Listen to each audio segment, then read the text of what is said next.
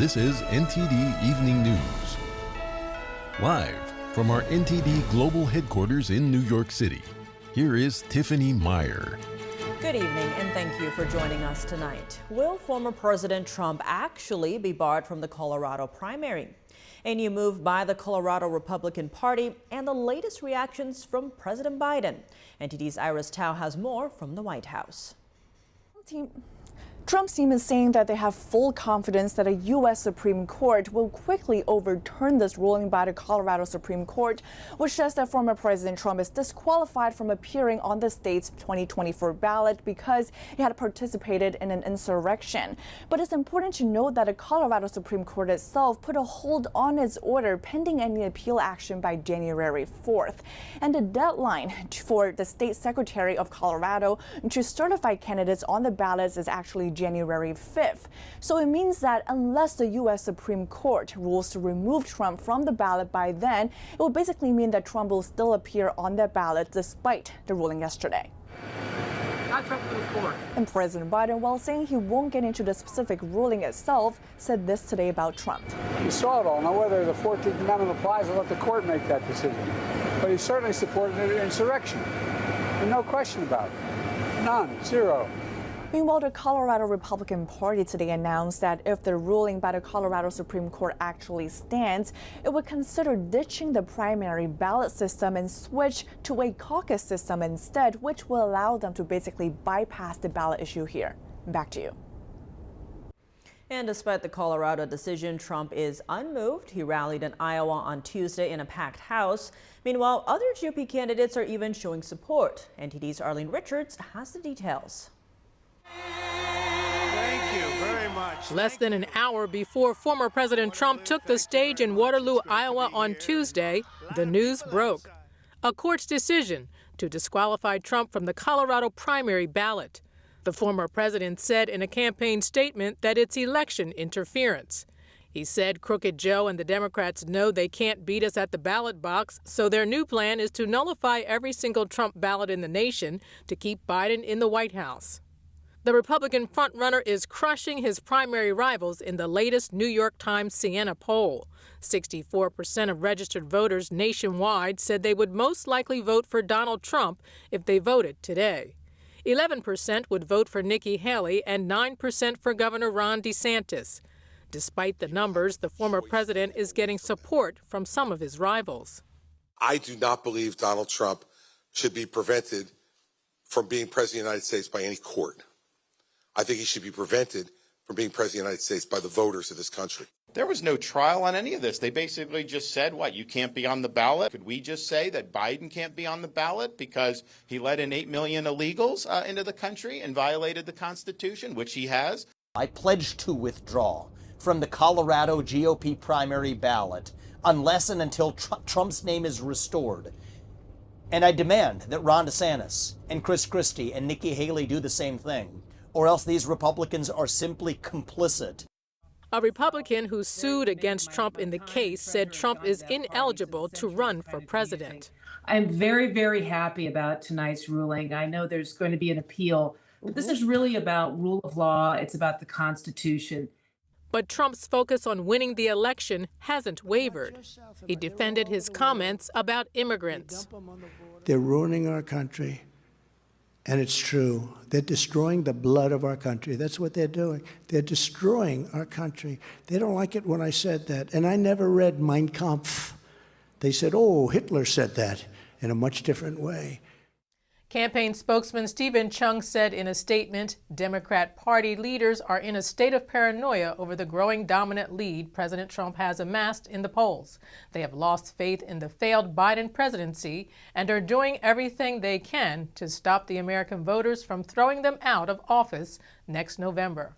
The campaign plans to appeal to the Supreme Court. Arlene Richards, NTD News.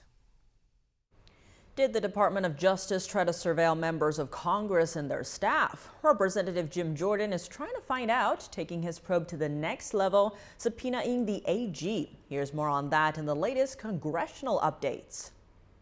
House Judiciary Chairman Jim Jordan is asking the Department of Justice to hand over documents and information about the DOJ's attempt to get personal information about Republican staffers, particularly those involved with conducting oversight of the DOJ's handling of the Steele dossier. For example, Jason Foster, a former chief investigative counsel, said he was one of many who were told just this year that the DOJ had subpoenaed Google for their personal phone records and emails. Jordan, in a letter attached with the subpoena, writes that the committee is trying to determine whether the department sought to alleviate the heightened separation of power sensitivities involved, or whether the department first saw the information through other means before resorting to legal process.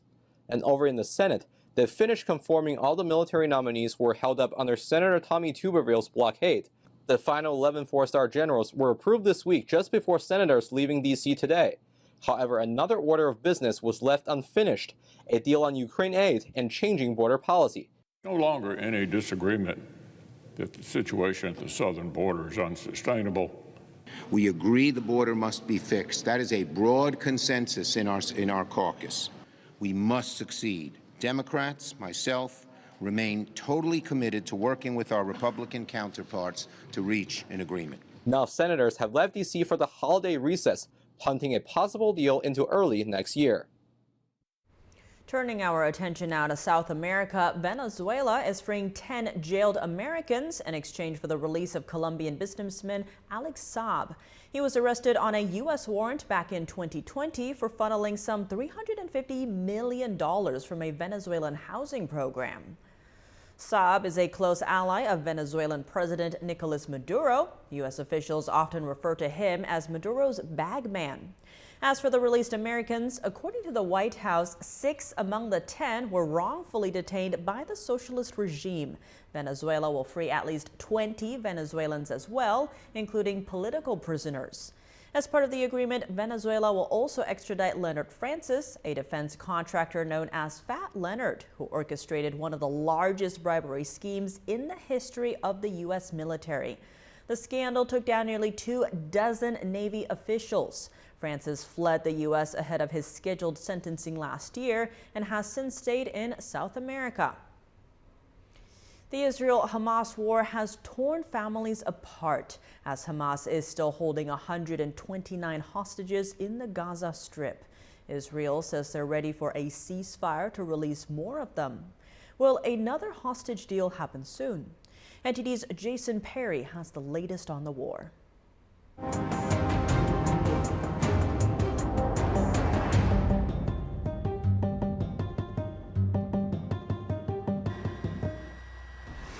As the war rages on, Hamas terrorists released another video on Wednesday showing what appear to be attacks on Israeli troops in the Gaza Strip. This terrorist is seen waiting in a hallway before an Israeli tank, highlighted in red, drives by and he fires at it. The Hamas video even showed an attack on an IDF bulldozer. And another terrorist group also fighting in the Gaza Strip, the Palestinian Islamic Jihad, released a hostage video showing 2 Israelis in captivity. One of the hostages, Elad Katzer, now looks like this. And the other hostage, Gadi Moses, now looks like this. Gadi Moses' son, Yair Moses, said they hadn't heard anything about his father since he was kidnapped, and the video was the first sign of life they'd seen in 2.5 months. We're happy to see it, but from the other end, we are very worried. He's looked very thin, very exhausted, 5 or 10 years older than what he was 3 months ago, and we're very worried about his condition and his well-being. And he added this. We expect Israel government and the negotiator to do whatever they can in order to release him and all the other hostages, to keep releasing them. Priority #1 task for everyone in Israel. I think it should be the #1 task for the world. Approximately 129 hostages are still being held captive by Hamas and other terrorists. Meanwhile, Israel's president said on Tuesday that they're ready for another ceasefire so more hostages can be released. And he added that the holdup is not because of Israel. The responsibility lies fully with Sinwar and the leadership of Hamas.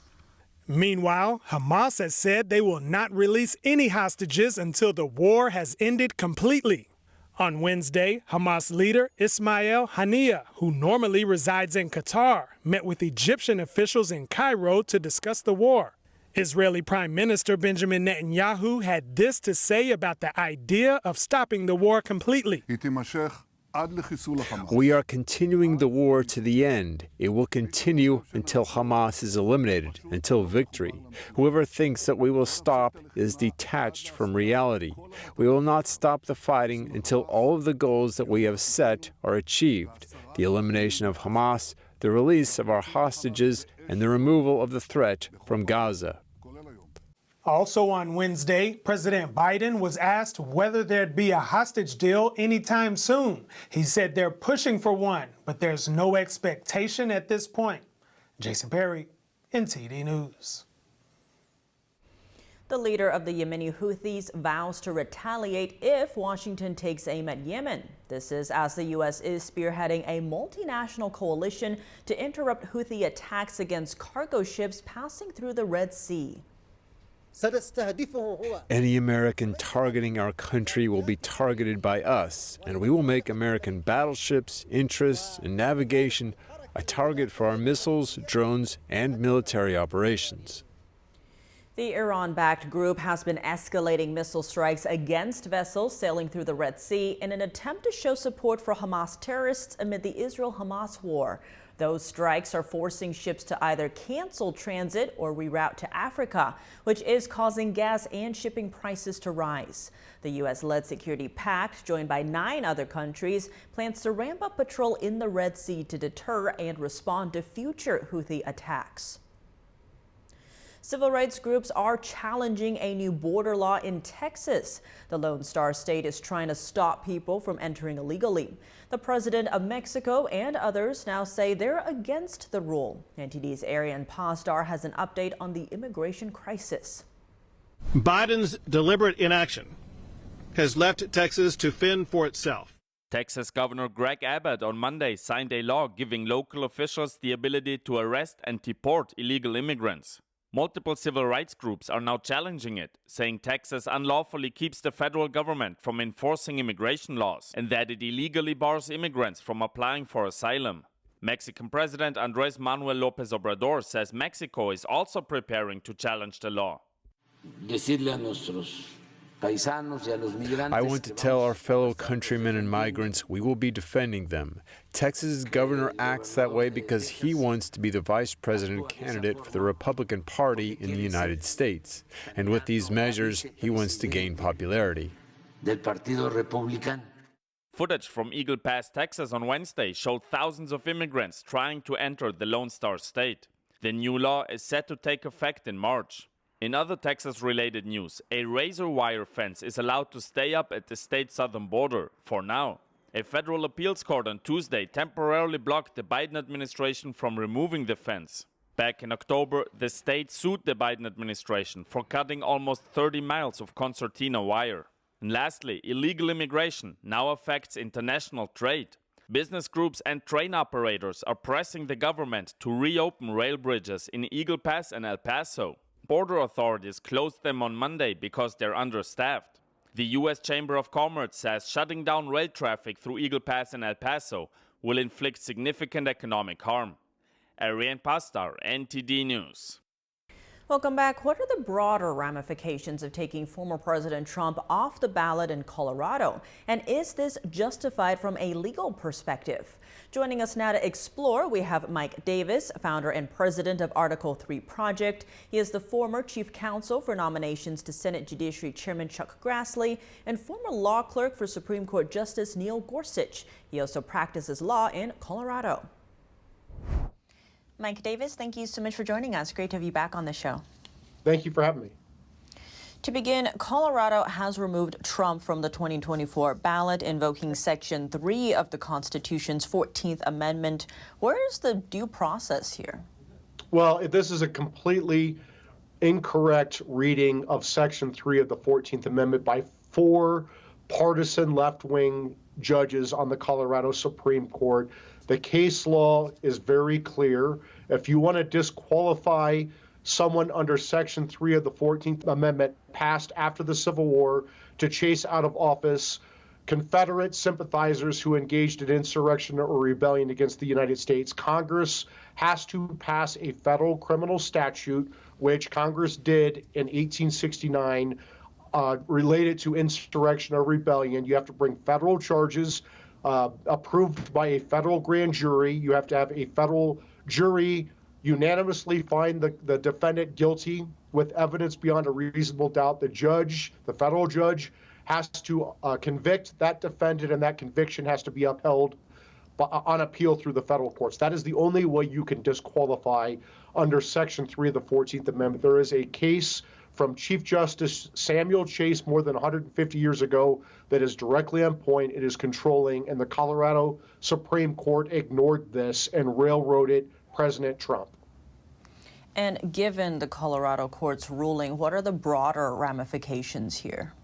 Well, the Supreme Court needs to decide whether to take this case. It should take this case because this has broader ramifications, as you said, because Trump's not going to win Colorado in the general election. But what's going to happen is you're going to have key swing states try to use this precedent in Colorado to disqualify President Trump in places like Michigan and New Hampshire and Minnesota, maybe Wisconsin, states where Trump is going to win. They know these Democrats, whether they're the judges, whether the prosecutors, whether the lawyers, they know that President Trump is on the path to beating President Biden like a drum on November 5th, 2024, after the Democrats impeached Trump twice for nonsense, indicted him 4 times for non-crimes, illegally gagged him twice, tried to bankrupt his business for non-fraud, and now this is their legal Hail Mary to simply take Trump off the ballot because they know the American people want to put Trump in the White House. In terms of the U.S. Supreme Court, if they take up the case, a former Trump lawyer, Tag Cobb, is saying that if the Supreme Court picks it up, it would rule 9-0 on the case. Do you agree with his assessment? Well, it should be 9-0 for Trump because this case is so easy and there's controlling precedent that you can't just have 4 radical judges on a state Supreme Court like Colorado or a radical Secretary of State somewhere decide on behalf of millions of voters in their state who's going to be on their ballot. That is not how Section 3 of the Constitution works. It's not how it was ever intended, and that's not what Congress wanted when it passed the federal criminal statute. So the Supreme Court should take this. They should reverse this 9-0. Unfortunately, the 3 Democrat-appointed justices on the Supreme Court tend to be political actors, and so this could be 6-3. Who knows if these Republican justices, who oftentimes go weak and wobbly, sometimes you have to wonder where they're going to turn out. This should be 9-0. This is a very easy case. Now, there's also been growing calls that if the Supreme Court picks it up, Justice Clarence Thomas should recuse himself due to his wife's connections to the Trump White House before January 6th. What do you make of those calls? That is completely nonsense. It's legally baseless. Judges don't own their wives, right? And Jenny Thomas has been a political activist long before she met Clarence Thomas, long before Clarence Thomas became a judge, and long before Clarence Thomas was elevated to the Supreme Court. The Senate confirmed Clarence Thomas, knowing that Jenny Thomas is a political activist, and that is not the legal standard. If it were the legal standard to recuse someone based upon their wife's political activities, then Biden's special counsel, Jack Smith, would have to step down because his wife is a political activist. She's a Democrat donor, including to Obama and Biden. She produced a documentary for Michelle Obama, but that's not the legal standard, and the Democrats are playing games here. Now, zooming in on Colorado, there has been pushback within the state where Colorado's Republican Party is saying that if this ruling stays, they're going to make sure that they're not on the ballot completely and convert the system to a caucus. How feasible is that, changing it from a primary to a caucus? Well, this shouldn't have to happen. And even 3 of the 7 Democrat-appointed justices said that this should not have happened. 3 of the Democrat justices filed strong dissents saying what 4 of their radical Democrat colleagues did was un-American. It's unconstitutional. It violates due process. It's unprecedented. It uproots the norms. It's actually a danger to democracy that these four radicals are pretending to protect. Mike Davis, thank you so much for your time. Thank you. Welcome back. If you're just joining us now, here are some of today's top headlines. Former President Trump campaigned in Iowa in spite of the news that the Colorado Supreme Court kicked him off the primary ballot in the state. As other GOP candidates speak up in support of him, the Colorado GOP considers converting the primary to a caucus to circumvent the ruling. Trump plans to appeal, but the deadline to finalize the list of candidates on the ballot is January 5th. The Biden administration and Venezuela reached a prisoner swap deal. Venezuela will release 10 Americans plus another 20 Venezuelan political prisoners in exchange for an ally of President Nicolas Maduro. Israel says it's ready to negotiate another hostage and ceasefire deal with Hamas. This as Hamas's political leader met with Egyptian officials in Cairo to discuss the war. A recent report by the intelligence community finds that the Chinese regime tried to meddle in the 2022 midterm elections. How does it work and what will happen in the 2024 election? Joining us now is Dean Baxendale, CEO of China Democracy Fund and Optimum Publishing International.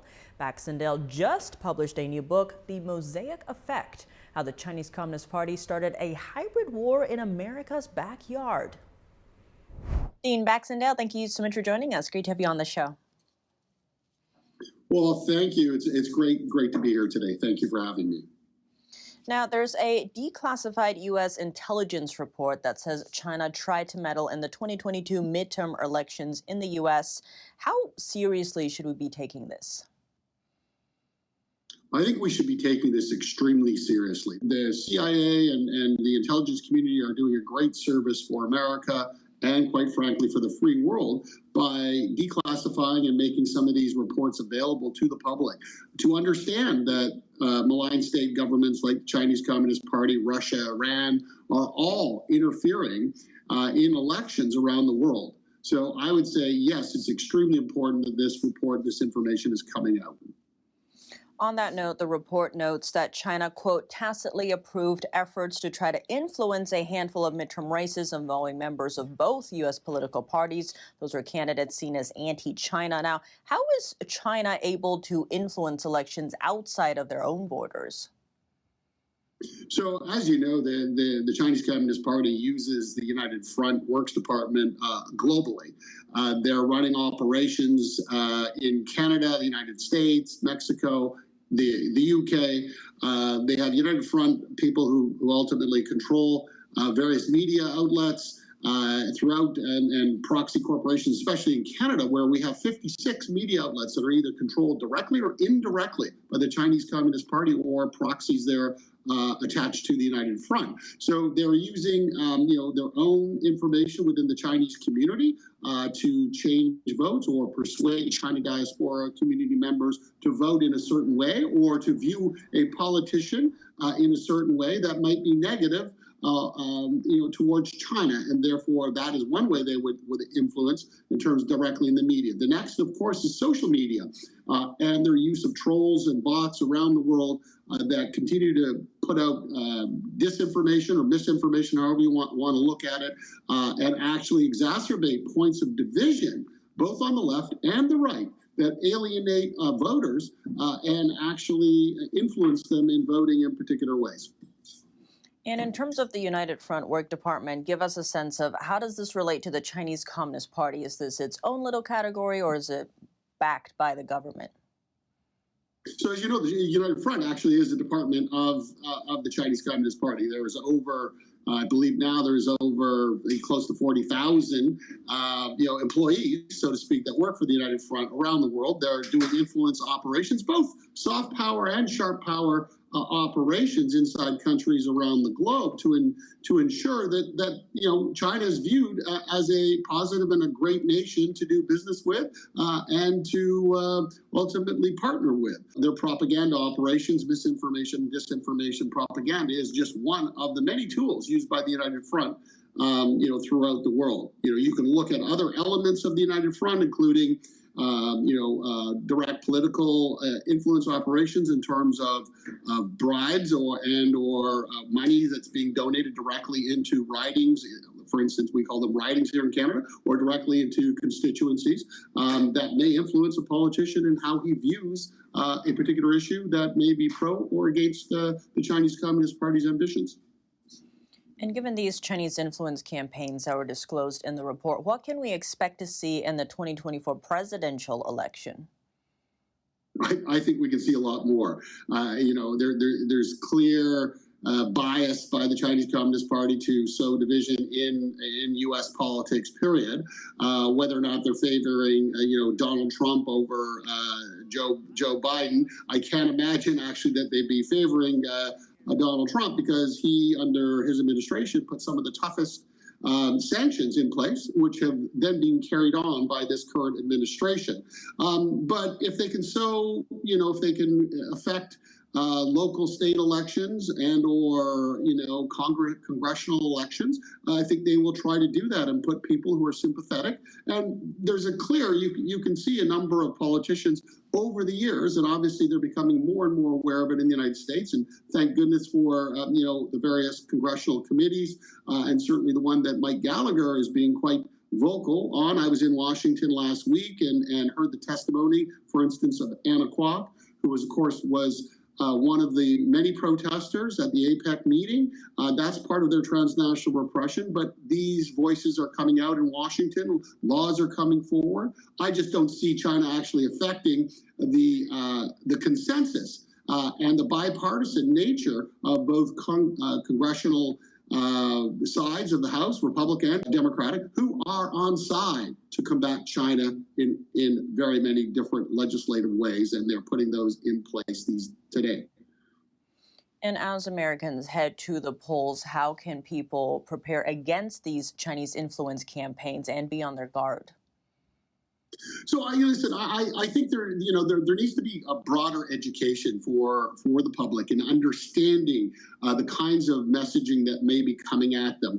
Once again, look to trusted sources. Taking somebody's third-hand information from the internet or from a Twitter feed is not the way to verify facts and information. It may speak to your perspective, but I would tell the public to dig deeper. Look to the research, go to government websites to verify certain facts and information, quite frankly, because the governments are transparent. I mean, I know there's a lack of trust by some people in America of government, as there is around the world. And quite frankly, that's part of a bigger campaign by our enemies to sow, discord and discontent within our own democratic systems and institutions. So I think they need to be vigilant.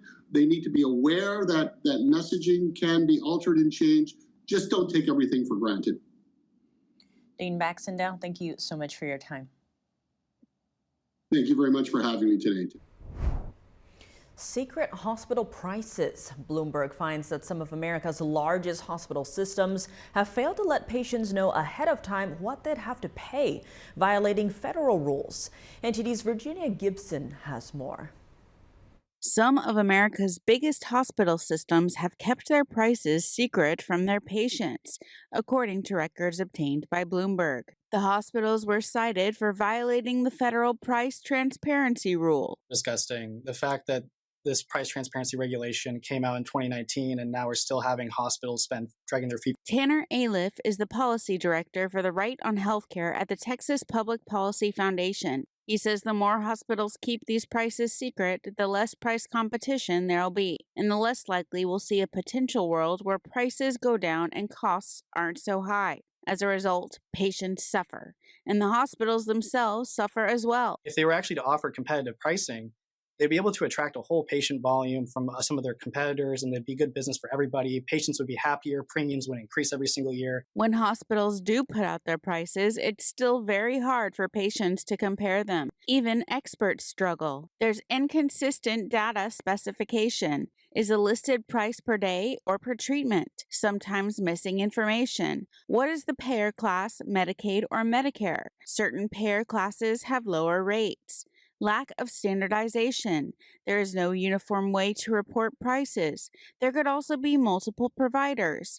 During a surgery, multiple healthcare providers could be involved, and each one may bill separately. Experts suggest calling hospitals to get a quote. But when you get into that office or that hospital and you actually get, a head-to-toe evaluation, they may decide that you need different treatment. And that quote, could double, it could triple, it could be tenfold higher. Luca Yankopoulos is the CEO of medical supply chain firm Grapevine Technologies. He says comparing prices from different hospitals is extremely complicated, so much so that it is an almost impossible equation for the average patient, to execute in advance of going to see a doctor. And that's a problem. Yankopoulos believes lawmakers have a responsibility to make the process easier. Virginia Gibson, NTD News. Welcome back. Fed up with trash covering public spaces, one California college student is taking matters into his own hands, literally. Nearly every day he goes out to clean up trash on the streets for free. NTD's David Lamb hears more from Edgar McGregor.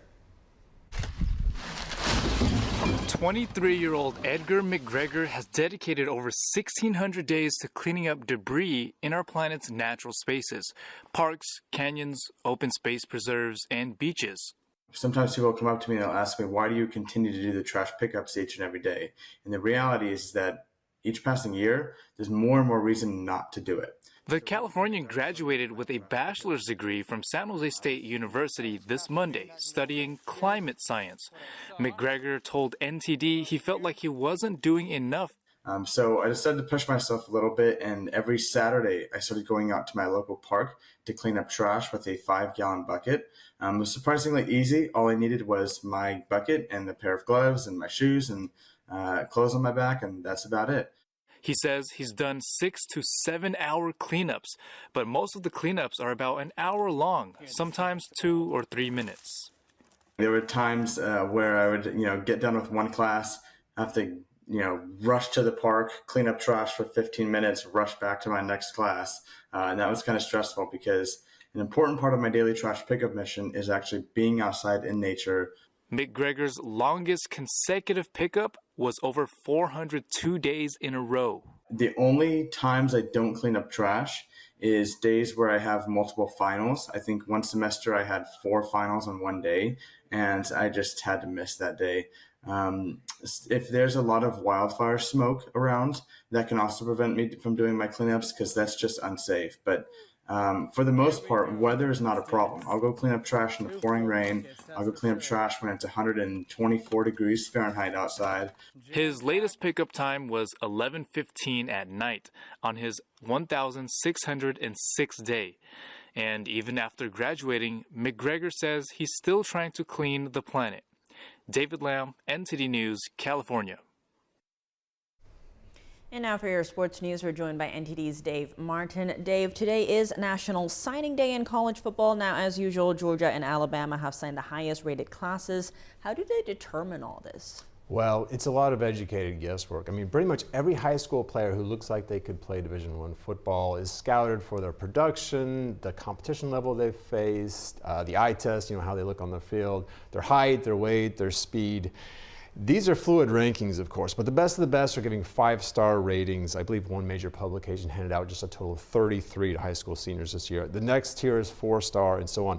Now, the best teams will get up to like maybe 5-star recruits, probably between 10 and 24 stars, and then a few 3-stars in there as well. Then the main ranking systems, which are like Rivals.com and ESPN, they just assign a certain amount of points for each 5-star, each 4-star, and add them up. Usually they're pretty close. I mean, Georgia's won the last 2 national championships. Alabama's won 6 of the last 14, but you don't really know until they actually hit the field.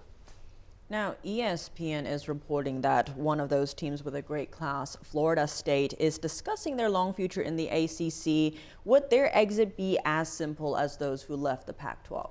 Not at this point anyway. You know, schools tie themselves together, of course, to a conference by signing over their TV grant of rights to that conference for the duration of their TV deal. Now, the Pac-12's TV deal runs out this next summer. That's when everyone's leaving. The ACC's deal runs through 2036. So basically, even if Florida State left, legally, the ACC would still own their TV broadcast rights and the revenues from them until 2036. No one has been able to legally challenge this. Now, that TV revenue is what makes up the majority of the revenue that these conferences distribute to their members. Unfortunately, the ACC has fallen well behind the Big Ten and the SEC in terms of revenue. I think each ACC school gets roughly $40 million a year, while the Big Ten and the SEC are at like $70 million. Now, the ACC could vote to make their revenues like more disproportionate, so some teams get others based on like marketability or something. But it's hard to see that getting enough votes to happen, so I really don't see what options they have. Now looking at the NFL, some interesting news out today as the Jets have decided to put Aaron Rodgers on their active squad, though he won't actually play. What's the reasoning here? Yeah, I guess they just want him to continue to be able to practice. You know, if they didn't activate him, he would have to go back on injured reserve and he wouldn't be able to practice with them anymore. I'm a little surprised though now because this puts 4 quarterbacks on their active roster. Usually teams only have 2 or 3. You know, they've already got Zach Wilson, Trevor Siemian, and Brett Rippon. Now, Rodgers had actually previously targeted this Sunday's game against Washington as a possible return, but with them out of the playoffs, I guess that idea has been officially nixed by him and probably the Jets brass. Shifting gears to baseball now with Shohei Ohtani off of the market. What's the next big domino to fall? You know, it could be another Japanese star, Yoshinobu Yamamoto, who's still actually, he's a free agent, but he's directly from the Japan leagues. You know, what's intriguing about him is that he's 25 years old. You know, for reference, Shohei Ohtani is 29. That's a big difference in baseball years. Usually players start to decline in their 30s. Of course, the risk is that he's never actually pitched in the big leagues before. So he's a total wild card, though he's definitely dominated in Japan. Now, rumors have the 2 New York teams are bidding for his services. The Yankees desperately need pitching. The Mets just need star players. Surprisingly, they don't usually battle like this for free agents. Usually the Yankees get the best ones. But the Mets are under new owner Steve Cohen, who's a billionaire. He is not afraid to spend money for sure. Now, Yamamoto has a 45-day window for him to get signed. That expires on January 5th, so we should know something pretty soon. Well, Dave, as always, thanks for joining us. Thank you, Tiff. And that's all for today's news. Thanks for tuning in. I'm Tiffany Meyer. Good night.